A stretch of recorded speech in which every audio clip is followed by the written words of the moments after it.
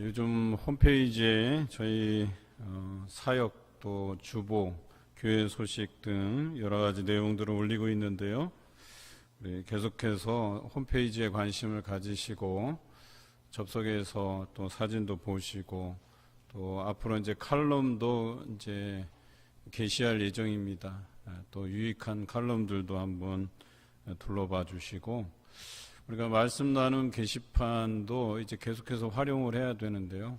지난번에 한번 말씀드렸던 것처럼 말씀 듣고 나서 그날 혹은 또 다음 날 그 말씀을 통해서 여러분들이 깨달은 바가 있거나 은혜를 나눌 만한 것들이 있으면 말씀 나눔 게시판에다 글을 올려주시면 감사하겠습니다. 그리고 지금까지 우리가 몇 개월 되지 않았지만 교회에서 여러 가지 사역들을 사진으로 올려드렸는데요. 그 몇 개 올려진 줄 아십니까? 지금까지? 잘 못 보셨을 거예요. 25개가 올라갔어요. 그러니까 작년에 성탄절 선물 나누기가 1개 올라가 있고요. 올해만 24개가 올라가 있습니다. 여러분 오늘까지죠. 그러니까 지난주까지 우리가 함께 예배 드렸던 주가 몇 주인지 아십니까?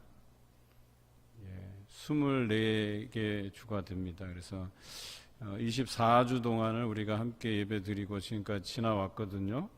사진이 올해만 24개 올라갔으니까 주당 1개꼴이 이제 사진이 올라간 거죠. 그러니까 정확히 표현하면 우리가 지금까지 한 6월 이제 한 둘째 주 정도 지났잖아요. 6월 둘째 주가 지나가기까지 매주 1개씩 행사를 또 사역을 우리가 진행하고 또 여러분들이 협조해 주셨다라고 하는 것이죠. 근데 이제 내년부터는 더 많아질 예정이고 또 하반기에도 우리가 예정된 사역들을 잘 감당하면 적어도 뭐 헌신 예배를 포함해서 주 1회 정도는 여러분들이 어떤 사역에 대해서 참여하고 동참하고 하게 된다라고 하는 것이죠. 그것도 뭐 결코 쉬운 일은 아니에요. 앞으로도 여러분이 또 더 많은 사역들을 또 계속해서 추가하고 만들어 갈 터인데 더 적극적으로 참여해 주시고 관심 가져 주시기를 바랍니다. 오늘 시편은 예수 그리스도의 십자가의 절규가 생각나게 하는 그런 시편입니다. 우리가 아주 익숙한 예수님께서 십자가에서 외치셨던 그 엘리 엘리 라마 사박단이라고 하는 그 외침이 오늘 시편에 나온다라고 하는 것이죠.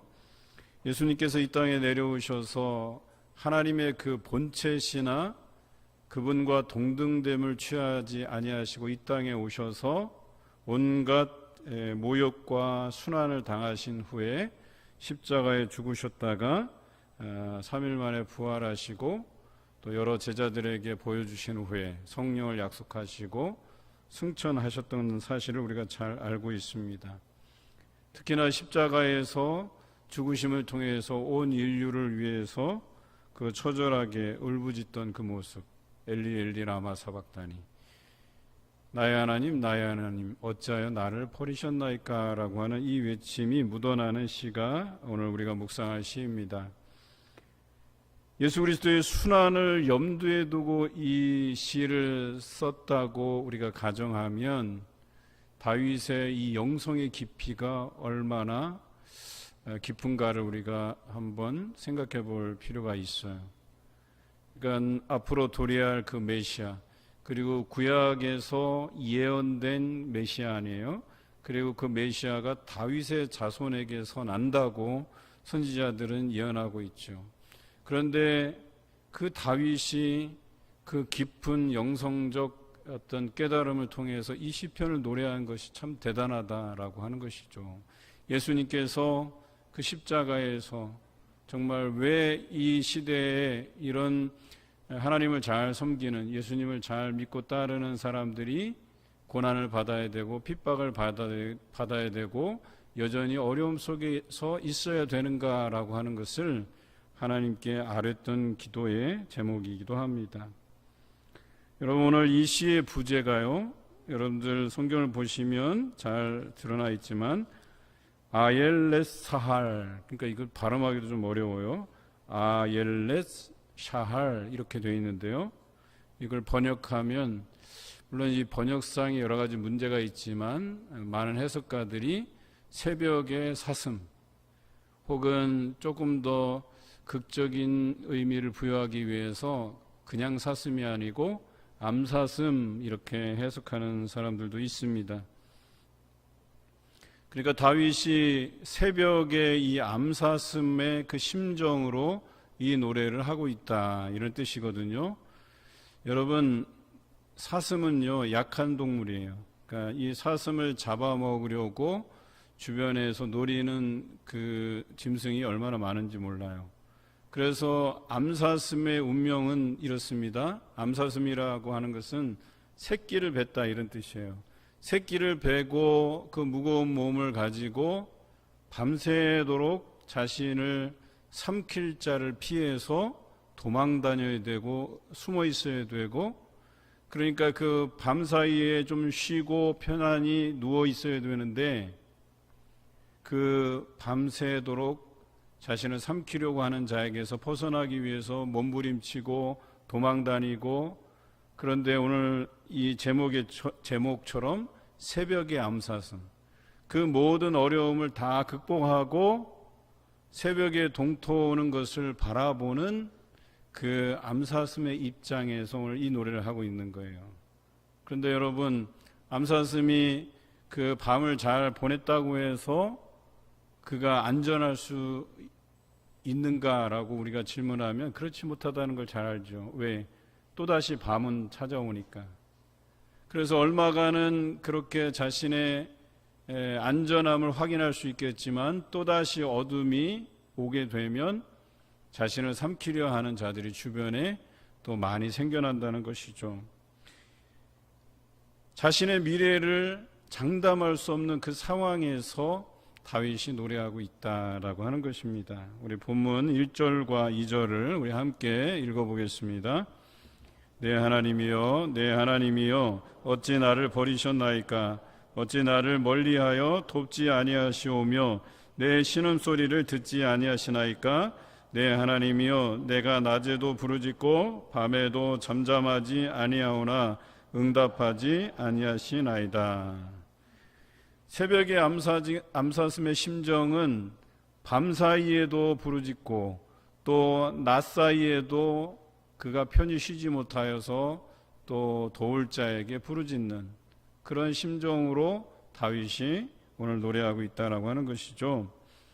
때로 하나님의 그 도움이 멀리 있다고 생각될 때가 있어요. 아무리 부르짖어도 하나님의 침묵이 너무나도 길어질 때가 있다라고 하는 것이죠.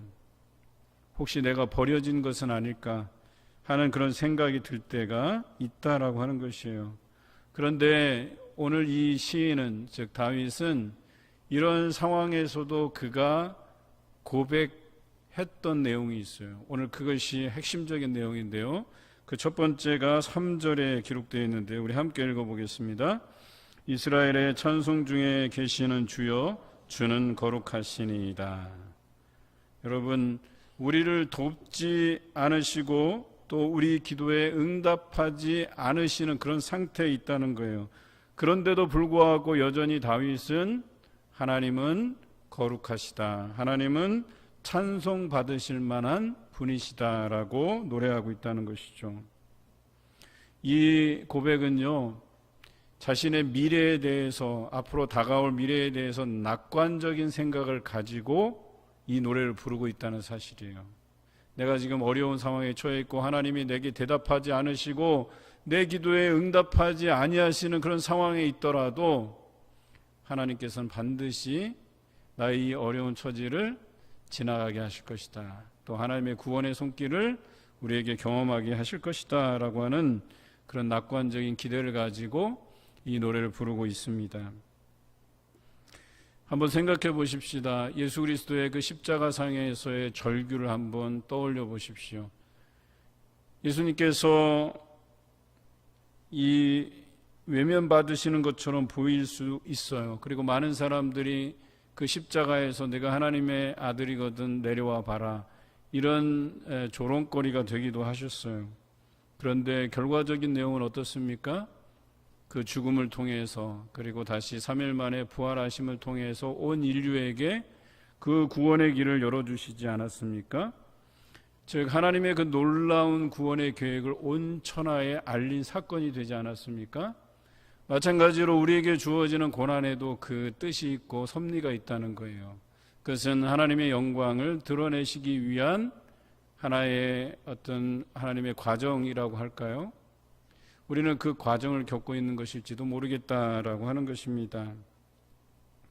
그러기에 오늘 이 시편을 대하는 우리의 자세가 어떠해야 되는지, 즉 우리가 광야에 내몰려져서 당장 어떤 도움을 구하더라도 우리에게 주어지는 도움이 없을 때라도, 또 오늘 하루의 삶이 보장받지 못하는 그런 상황이 도래할지라도 날마다 우리가 하나님 앞에 그 도우심의 손길을 구하면서 인내로서 기다리고, 또 하나님만 바라보고, 또 그 하나님의 섭리를 이해하고 깨달을 때까지 또 인내해야 될 상황임을 오늘 이 시편을 통해서 우리가 깨달을 수 있어야 된다라고 하는 것이죠.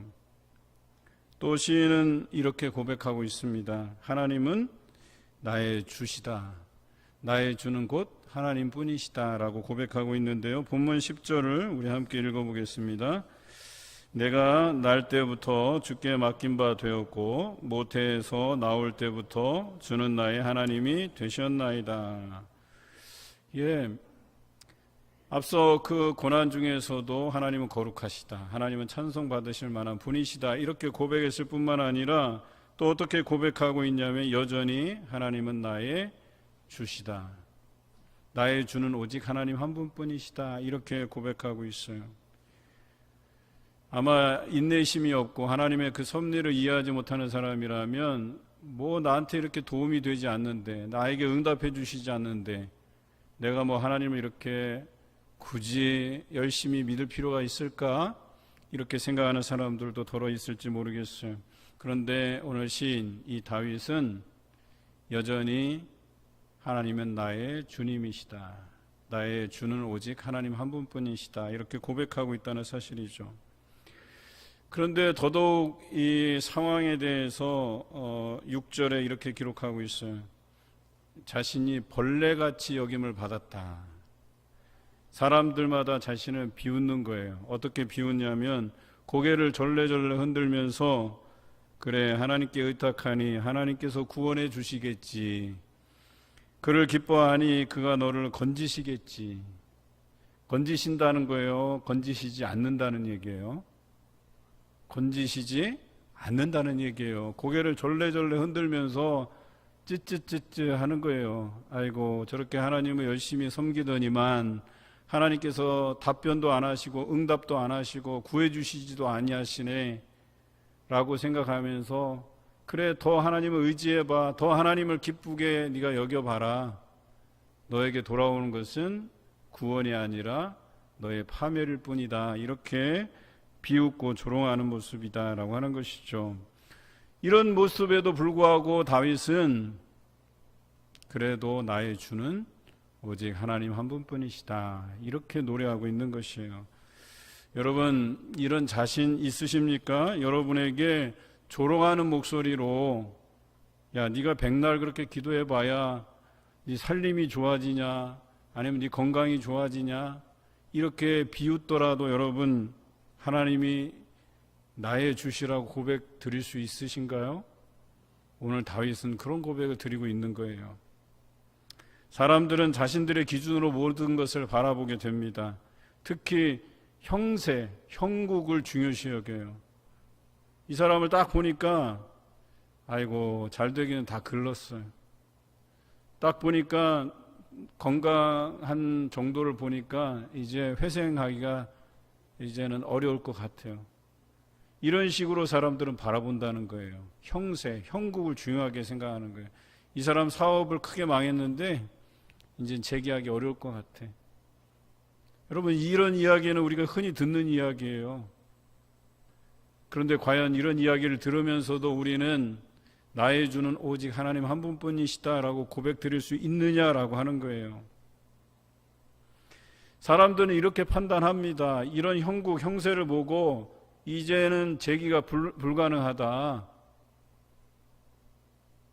그럼에도 불구하고 우리는 하나님을 믿고 따를 수 있느냐라고 하는 것이 오늘 이 시편의 주제예요.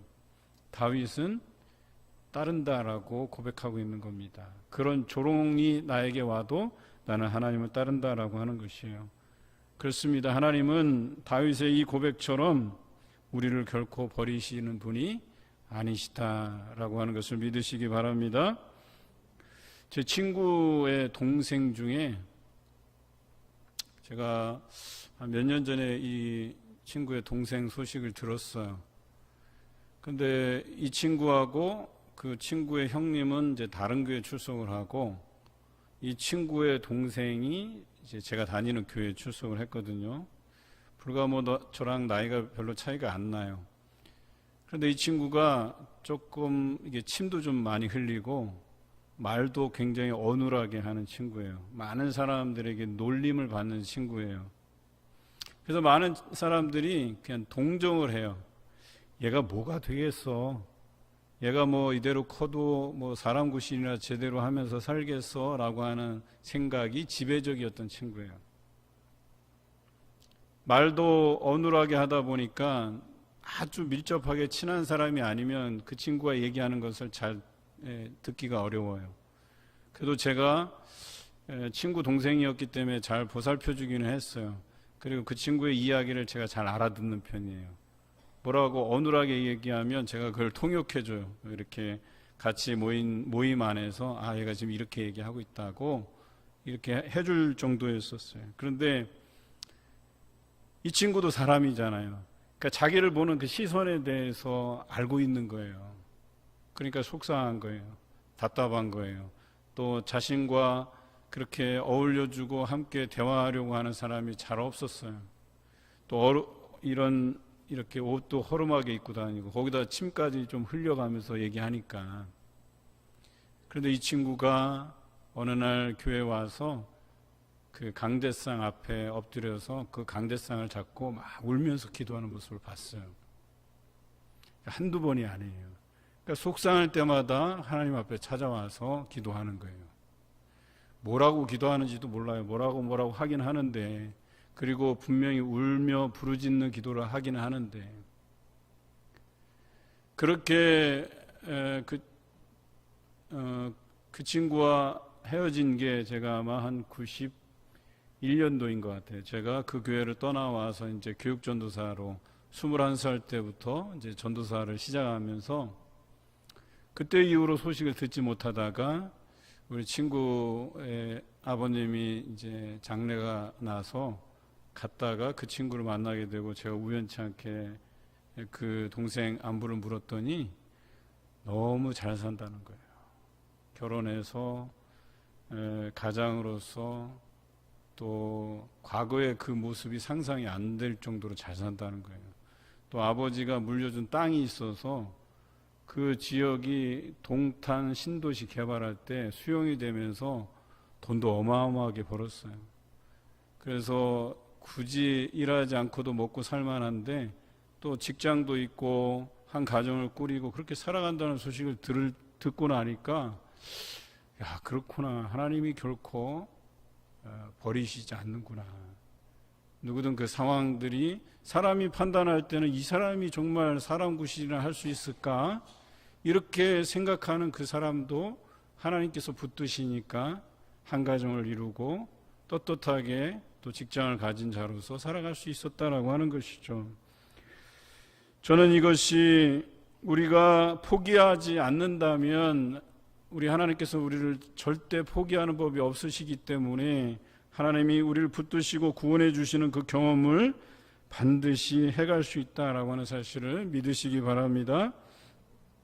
본문 11절입니다. 우리 함께 읽겠습니다. 나를 멀리하지 마옵소서. 환난이 가까우나 도울 자 없나이다. 시인이 처한 상황을 가장 명확하게 표현하고 있는 구절이에요.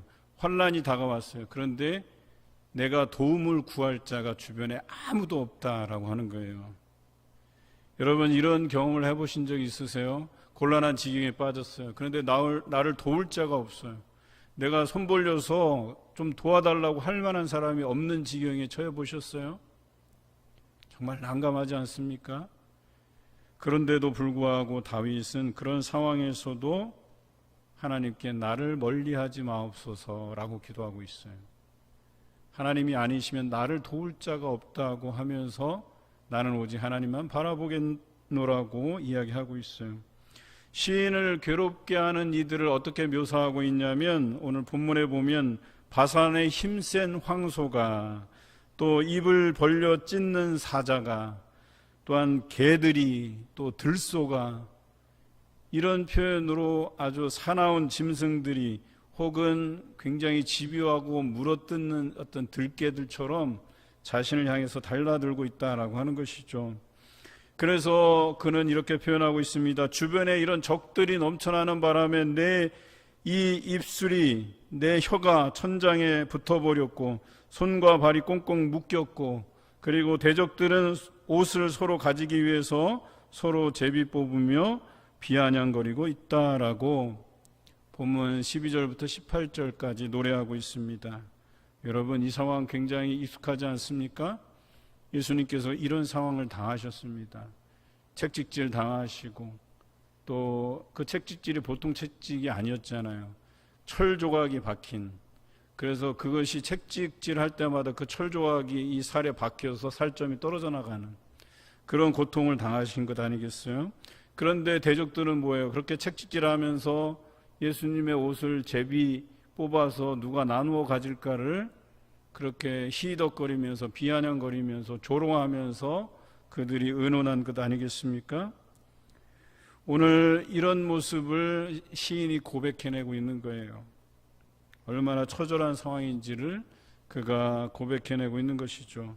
본문 19절입니다. 우리 함께 읽겠습니다. 여호와여 멀리하지 마옵소서. 나의 힘이시여 속히 나를 도우소서. 그렇습니다. 하나님께서 나의 힘이 되신다. 그래서 황소에게서, 사자에게서, 개들에게서, 들소에게서 자신을 구원해 달라고 하나님 앞에 호소하고 있습니다. 그리고 결국에 어떻습니까? 이런 고백 후에 하나님께서 다윗을 구원해 내십니다. 그 구원의 경험들을 다윗이 경험하게 됩니다. 환난 가운데 시인의 고백처럼 오직 하나님만이 나의 도움이시고 하나님만이 나의 힘이시라는 고백을 그렇게 할 수 있다는 것은 다윗의 그 영성적 깊이를 드러내는 것이 아닐까 하는 생각이 듭니다. 여러분, 여기 사자가 삼키려고 이런 표현이 있잖아요. 우리가 이것도 많이 들어보셨을 거예요. 다니엘과 사자굴의 이야기 아시죠? 페르시아 시대에, 그것도 인생 말년에 그가 페르시아의 그 왕의 신하가 됩니다. 그것도 높은 고관이 되는데요. 그때까지 그가 잃지 않았던 신앙생활이 뭐냐면 예루살렘을 향해서 열린 창문 아래에서 하루 3번 무릎 꿇고 기도하는 행위였었어요. 그것을 잊지 않았어요. 그 표현이 무엇입니까? 나의 인생에 도움이 되시고 힘이 되시는 분이 하나님이시다라고 하는 그 표현 아니겠습니까? 그런데 그를 미워하는 사람들이 다른 신에게 절하고 기도하는 행위를 금지시키는 왕의 어인이 찍힌 조서를 통해서 만약에 이것을 어긴 사람이 있으면 사자굴에 쳐넣겠다는 그런 명령을 내리게 하죠. 사실은 페르시아 왕이 이 다니엘을 굉장히 아꼈어요. 그런데 사람들이 그를 일러 바치죠. 그래서 사자굴에 던져지게 되는데 왕은 너무나도 안타까워서 지금까지 너를 인도해 주신 그 하나님이 너를 구해 주시기를 원한다고까지 이야기했어요.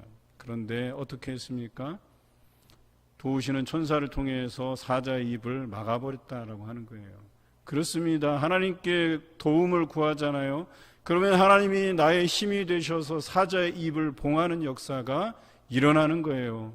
여기서 말하는 힘센 들소, 황소, 또 사자, 개들, 이들의 입을 다 막아버릴 수 있는 분이 하나님이시다라고 하는 것입니다. 모든 어려움에서 절망하거나 포기하지 않고 나의 힘과 도움이신 하나님을 바라보시는 성도가 되시기를 주님의 이름으로 기원합니다. 본문 22절부터 26절까지는 이 환난 가운데 인내한 성도들이 누릴 그 하나님의 구원을 노래하고 있습니다. 다윗이 그것을 경험한 것이죠. 본문 24절 우리 함께 읽겠습니다. 그는 곤고한 자의 곤고를 멸시하거나 싫어하지 아니하시며 그의 얼굴을 그에게서 숨기지 아니하시고 그가 울부짖을 때 들으셨도다. 하나님께서는 부르짖는 자의 기도를 외면하지 않으신다고 기록하고 있어요. 결국에는 어때요? 자신을 향해서 비웃던 사람들도 하나님을 경외하게 될 것이라는 그 확신한 믿음을 다윗이 갖고 있었어요.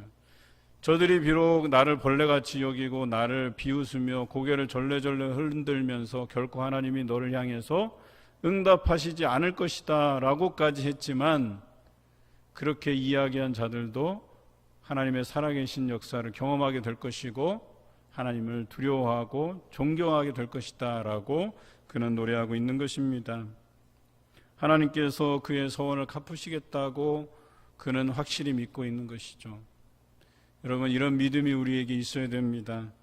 하나님께서는 겸손한 자를 배불리 먹게 하시고 여호와를 찾는 이가 결국에는 찬송하게 될 것이라고 노래하고 있어요. 그것이 맞는 거예요.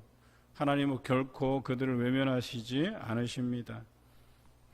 27절부터 31절까지는 여호와의 나라는 영원할 것이다 라고 하는 것을 노래하고 있어요. 여러분, 요즘 많은 교회 학자들이, 신학자들이, 또 목회자들이 앞으로 우리의 교회의 전망을 어둡게 예상해요. 지난번에도 말씀드린 바와 같이 우리 한국 교회의 중간쯤 되는 교회의 수준이, 교세가 작년이 한 50명, 그리고 다음 세대는 아예 없고요. 그 정도가 우리 한국 교회의 중간쯤 되는 교회의 현실이에요. 그러니까 중간도 안 되는 교회들을 한번 생각해 보시라는 거예요. 대부분은 자립을 못하고 있는 거죠. 그러니까 한 50% 정도는 자립이 안 된 교회예요. 목회자의 사례도 감당할 수가 없고 또 교회를 운영하는 것도 쉽지 않은 그런 상황에 한국 교회가 처해져 있어요. 다음 세대가 줄어들고 있어요. 청년 세대가 많이 빠져나가고 있어요. 이런 어두운 전망들을 내놓고 있어요. 그런데 저는 오늘 이 27절에서 31절을 묵상하면서 우리가 새로운 희망을 꿈꾸자라고 하는 거예요. 다시금 우리 한국교회의 부흥을 꿈꾸자라고 하는 것이에요. 우리가 정해놓은 리처치, 다시 교회의 본질로 돌아가서 우리 교회들이 다시 한번 그 부흥을 위해서 힘써보자라고 하는 것이에요. 우리의 상황이 녹록지 않아요. 굉장히 어려운 상황에 있어요. 많은 사람이 이게 불가능하다고 봐요. 종교가 사라질 것이라고까지 전망을 해요. 우리가 21세기를 살아가지만 20세기 말에 어떤 분석을 내놓았냐면, 과학자들이 앞으로는 종교가 필요 없는 시대가 될 것이다. 그리고 그 어려운 시절에 우리 신앙의 선배들이 얼마나 열심히 전도하고 기도했는지 몰라요. 그런데 21세기가 도래하면서 어떤 일이 발생했습니까? 오히려 사람들이 과학 문명이 발달하고 사회가 급변하면서 외로움을 더 타게 되고 그 외로움에 지쳐서 종교를 찾게 되는 사람들이 더 많아졌다는 거예요. 그런데 그것도 잠시, 이제 다시 우리가 내리막길을 걷고 있어요. 이제 다시 우리가 새로운 부흥을 꿈꿔야 될 시점이 왔다라고 하는 거예요. 우리 교회도 그런 흐름에 있어요. 그대로 주저앉으면 다시 회생할 길이 없고, 우리가 다시 이 노래를 부르면서 그 하나님께서 역사하여 주실 것이고 이 어려움을 극복하게 해 주실 것이고 다시금 우리를 성장하고 부흥의 길로 이끌어갈 것이라고 하는 그 믿음을 가지고 이 노래를 해야 된다라고 하는 것입니다. 27절을 함께 읽어보겠습니다. 땅의 모든 끝이 여호와를 기억하고 돌아오며 모든 나라의 모든 족속이 주의 앞에 예배하리니. 그렇습니다. 이전에는 하나님을 내어던져 버리고, 왜? 하나님이 나에게 답변하시지 않으니까, 하나님의 그 침묵이 오래되고 있으니까 내가 하나님을 믿을 필요가 있을까 하고 떠났던 그 많은 사람들이 다시금 땅의 모든 끝에서 여호와를 기억하는 일들이 일어나고 그들을 돌아오게 할 것이며 모든 나라의 모든 족속이 하나님 앞에서 예배할 때가 오게 만드신다는 그런 고백입니다. 여러분, 누굴 통해 하시나 이런 일들을? 여러분을 통해서 하는 거예요. 끝까지 남은 자들을 통해서, 이 시대의 렘넌트, 이 시대의 남은 자들을 통해서 하나님께서 이 일들을 이루신다라고 하는 거예요. 여러분, 그래서 지금이 어려우시더라도 잘 참으셔야 돼요. 잘 인내하셔야 돼요. 여러분들이 렘넌트가 돼서 이 시대의 남은 자들로 하나님께서 다시 한번 이 땅의 모든 것이 하나님의 살아계심을 경험하게 하시겠다고 말씀하고 계셔요. 여러분들이 산증이 되게 하시겠다고 말씀하시는 거예요. 이제 이 교회를 떠났던 많은 사람들이 여러분을 통해서 부러워할 날이 올 거예요. 아, 하나님이 역사하고 계시는구나. 하나님께서 살아 역사하시는구나. 여러분의 삶을 통해서 그것이 증거되게 하실 것이다 라고 하는 거예요. 그래서 많은 사람들이 땅끝에서 여러분들을 바라보면서, 아, 하나님은 살아계시는구나. 우리가 다시 교회로 돌아가야 되겠구나. 다시 하나님을 예배하는 그 자리로 돌아가야 되겠구나 라고 하는 그런 결심이 서게 하시겠다라고 하는 겁니다. 다른 사람이 아니라 바로 여러분을 통해서 이 일들을 이루신다라고 하는 것입니다. 30절과 31절 우리 함께 읽겠습니다. 후손이 그를 섬길 것이요 대대의 주를 전할 것이며 와서 그의 공의를 태어날 백성에게 전하며 주께서 이를 행하셨다 할 것이로다. 여러분, 여러분들을 통해서만 역사하시는 게 아니라 여러분들에게 역사하시는 그 하나님이 여러분 자녀들이 보게 할 것이다 라고 말씀하시는 거예요. 여러분에게 역사하시는 그 하나님을 여러분 자녀가 경험하게 될 것이라고 얘기하는 거예요.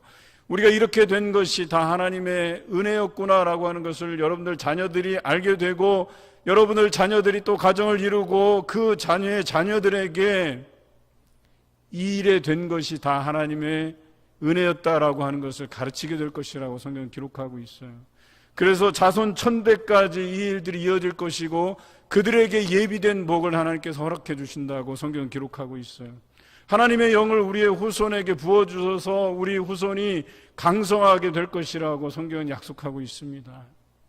여러분, 이 약속을 믿음으로 받으셔야 돼요. 여러분 대해서 믿음이 끝나서는 안 되는 거예요. 그런데 한번 반대로 생각해 볼까요? 내가 살아가면서 하나님의 역사하심을 경험하지 못한다. 몸이 건조하게 살고 계시다. 이것처럼 암울한 것이 없어요. 여러분의 그 삶을 통해서 하나님이 살아계시고 역사하시는 것을 우리 자녀들이 경험해야 된다니까요. 야, 정말 우리 부모님 보니까 하나님이 정말 살아계시는구나, 역사하시는구나. 어떻게 이 어려움 속에서도 저렇게 즐겁게 찬양함이 날마다 삶 속에서 배어나올 수 있고, 정말 그랬더니 그 어려움들이 잘 극복되고 그 어려움들이 지나가고 또 새로운 세상, 새로운 삶, 건강한 삶, 또 우리에게 부어주시는 그 어떤 물질의 축복, 또 은혜의 충만함, 이런 것들로 인해서 우리가 기뻐하며 살아갈 날을 우리 자녀들도 경험하게 될 것이다 라고 하는 것입니다. 여러분, 이것을 믿으시기 바랍니다.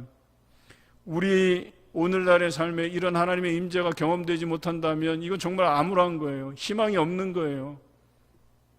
하지만 어려운 상황 속에서도 하나님의 은혜를 경험할 수 있다고 하는 것은, 여러분, 그것은 우리에게 큰 소망이 돼요.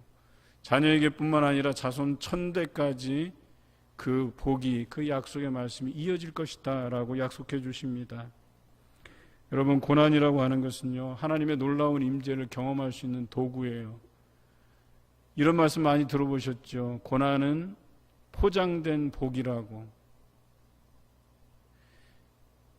포장해서 고난이 오는데 막상 그 고난을 잘 견디고 열어보니까 복이 된다라고 하는 거예요. 여러분 모두가 이런 하나님의 계획을 알고 고난 중에서도 거룩하신 하나님, 찬송받으실 하나님, 나의 주가 되신 하나님이라 고백하시기를 주님의 이름으로 기원합니다.